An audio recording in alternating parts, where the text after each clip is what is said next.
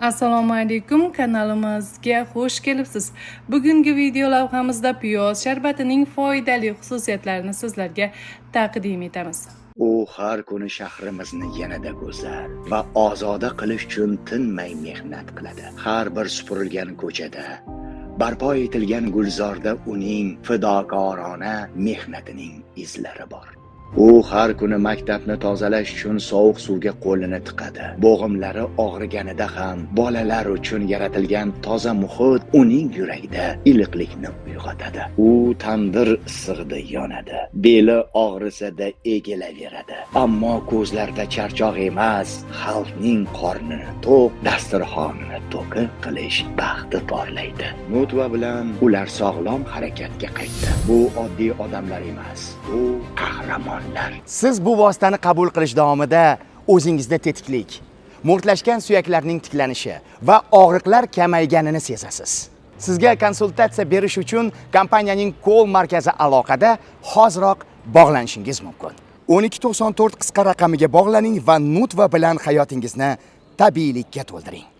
Piyoz ko'plab taomlarning asosiy tarkibiy qismlaridan biridir. Biroq piyoz sharbati sog'liq uchun juda ko'p foyda keltiradi. Demak, piyoz sharbatining ba'zi afzalliklari: 1. Immunitetni oshirish. Piyoz sharbatida organizmni zararli bakteriyalar va viruslardan himoya qiluvchi antioksidantlar va fitokimyoviy moddalar mavjud. Shunday qilib, u immunitet tizimini mustahkamlaydi. 2. Qon bosimini pasaytiradi. Piyoz sharbati yuqori qon bosimini tushirishga yordam beradigan oltin gurgurt birikmalarini o'z ichiga oladi. Shunday qilib, yurak sog'lig'ini himoya qiladi. 3. Xolesterin darajasini pasaytiradi. Piyoz sharbatida xolesterin darajasini pasaytirishga yordam beruvchi antioksidant quercetin mavjud. Bu yurak qon tomir kasalliklari xavfini kamaytiradi.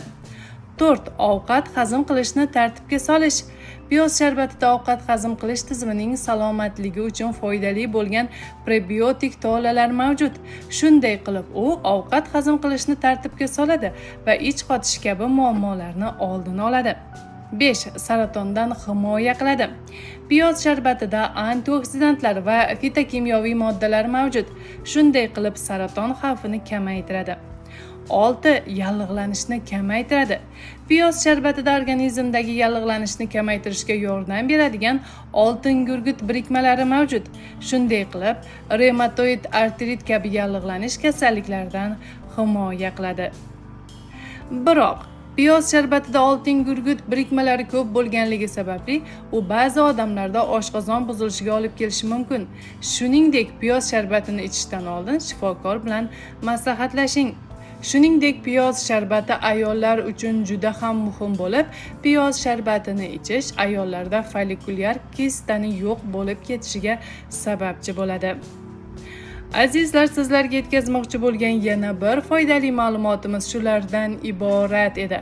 Hayron o'z kanalini kuzating va doimo sog' salomat bo'ling.